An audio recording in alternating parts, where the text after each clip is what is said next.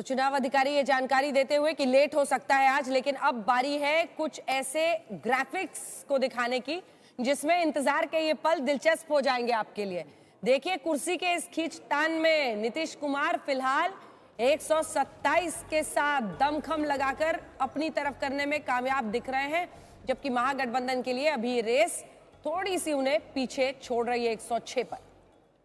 105।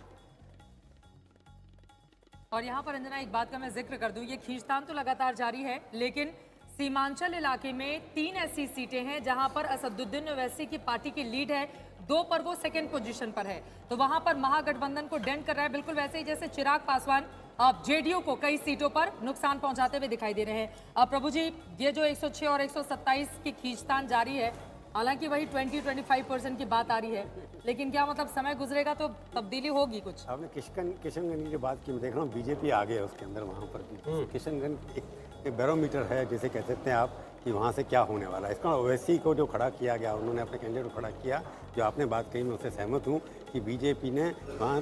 उसको सपोर्ट करके इनडायरेक्टली ये प्रचार हो रहा है, वहाँ पर सच्चाई नहीं है पता है, उसकी वजह से बीजेपी को फायदा ज़रूर हो रहा है। परंतु दूसरी जो मैं देख रहा हूँ कि आपने जो कहा कि रामविलास पासवान के पुत्र जो हैं,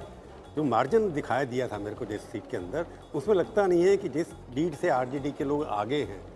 तो बाकी लोगों के उनके विरोधी दल के वोट मिला करके भी उनके मुकाबले में अभी तक कम दिखाई दे रहे हैं। इसका असर कभी उन सीटों पर नहीं है जो आपने यहाँ दिया, बाकी सीटों पर अब जब टोटल आएगा तब पता लगेगा। परंतु आपकी बात ये सच है कि ये जो वोट कटवा पार्टी जो है, जिन्होंने भी खड़ा किया, फायदा बताइए ना, वोट कटवा पार्टी कौन सी? नहीं, आपने खुद ही कह दिया कि देखो वहाँ पर आगे हैं उस एलजेपी। आपने क्या सीमांचल के अंदर जो जीत रहे हैं, जो लीड कर रहे हैं, तो इसलिए वहाँ पर नुकसान हुआ तो आरजेडी को बड़ा दिखाई दे रहा है। मतलब अगर एलजेपी की वजह से कोई आरजेडी को बड़ा नुकसान हो रहा है, मेरे को दिखाई नहीं दे रहा अभी तक। बिल्कुल। तो संजय जी, ये माना जाए कि सीमांचल में अगर बीजेपी को ओवैसी साहब फायदा पहुंचा रहे हैं, तो यहाँ पर जेडीयू को सीधे सीधे सिर्फ जेडीयू को ही क्या ये माना जा सकता है कि नुकसान पहुंचाते हुए एलजेपी दिखाई दे रही है, या बीजेपी को भी कहीं कहीं डेंट किया है इस पार्टी ने? नहीं, एलजेपी तो निश्चित रूप से अगर नुकसान पहुंचा रही है तो जेडीयू को पहुंचा रही है। उन्होंने तो सिर्फ 6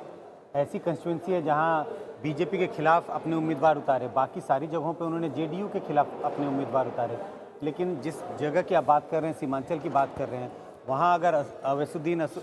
ओवैसी जी की पार्टी वहाँ चुनाव लड़ रही है तो वो मुस्लिम मतदाताओं को अपनी ओर खींच रही है, और अगर मुस्लिम मतदाता उनकी तरफ जाते हैं तो इसका सीधा सीधा नुकसान महागठबंधन को होता है। मुस्लिम मतदाताओं का वोट बढ़ रहा है, और अगर मुस्लिम मतदाताओं का वोट बढ़ता है, जो बड़ी संख्या में है उस इलाके में, कुछ कंस्टिट्यूंसी तो ऐसी है जहाँ 60-70% मुस्लिम मतदाता हैं, तो अगर उनका वोट बढ़ता है तो बाई डिफॉल्ट बीजेपी को फायदा हो रहा है, बीजेपी उन जगहों पर अपना चुनाव निकाल जाएगी। देखिए, चिराग पासवान को लेकर जो बात हो रही है, भले उनकी अपनी पार्टी 5 सीट पर आगे चल रही हो, लेकिन